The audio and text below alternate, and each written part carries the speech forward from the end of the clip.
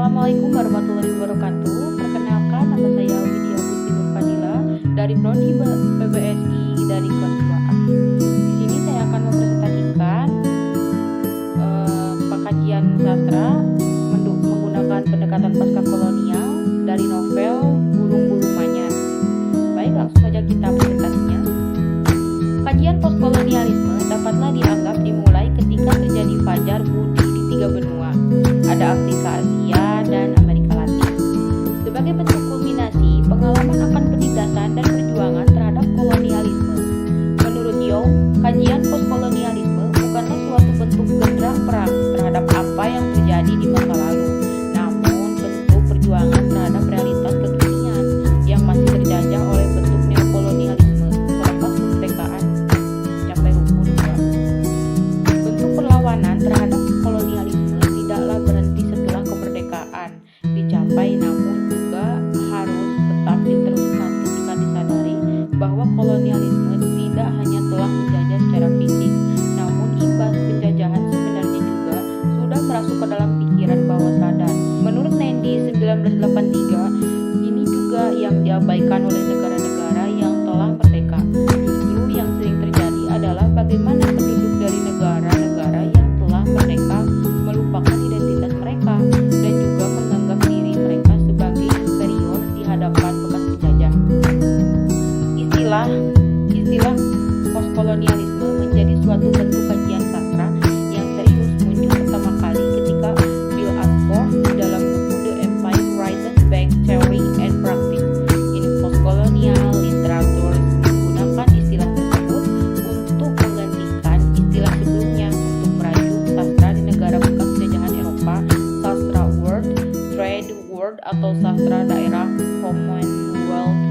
Menurut Bahri, namun meskipun demikian, sebenarnya kajian postkolonialisme sebagai sebuah studi yang serius dapatlah dikatakan mulai hangat ketika Edward Said menerbitkan buku yang berjudul Orientalisme di tahun 1978 dan Bahri 1996. Sebagai sebuah istilah postkolonialisme adalah a collection of theoretical and critical strategies used to examine the cultural literature, post-politic histories, and so forth of former colonies of the European empires and their relation to the rest of the world. Meskipun demikian, jika istilah kajian postkolonialisme untuk merujuk kepada usaha perlawanan terhadap neokolonialisme digunakan istilah yang Edward Said disebut sebagai orientalisme, maka justru akan lebih jelas definisinya.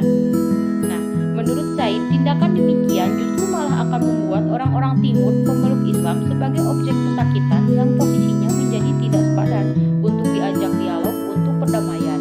Saya juga menunjukkan bahwa pelabelan ini justru membuat orang-orang timur terpecah.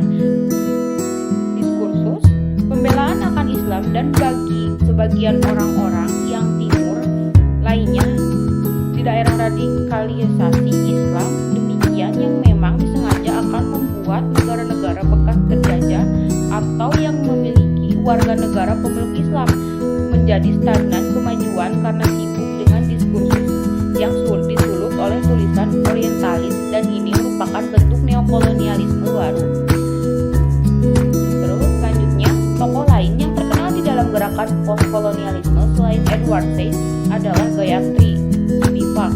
Gayatri Spivak memperoleh ketenaran di kancah kajian postkolonialisme lewat esainya Can the Subaltern Speak? Di dalam esainya tersebut, Spivak mempertanyakan definisi subjek sebagai kolonial atau barat dan budaya lain sebagai the author Spivak memakai strategi Marx dan Derrida. Di dalam gugatannya tentang definisi subjek, the author Spivak menurut Maggio dapat dikatakan berapi-api menuding, namun pesimis mengenai proyek perlawanan postkolonialisme karena barat sudah terlanjur terdefinisi sebagai sesuatu yang sudah jadi ada di sana ketika dibenturkan oleh the author. Selanjutnya, kolonial dan resistensi sastra merupakan bagian kebudayaan yang paling dekat dengan masyarakat. Sejak awal kebudayaan ini terbentuk, sastra telah tumbuh dan berkembang seiring dengan berkembangnya masyarakat melalui sastra. Berbagai kenyataan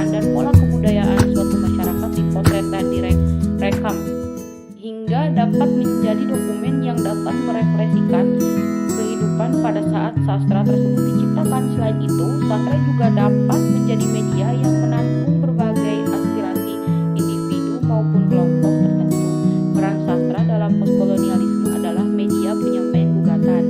Sekian, terima kasih presentasi dari saya. Mohon maaf apabila ada kesalahan dalam membacakan atau menyampaikan presentasi ini. Kalau ada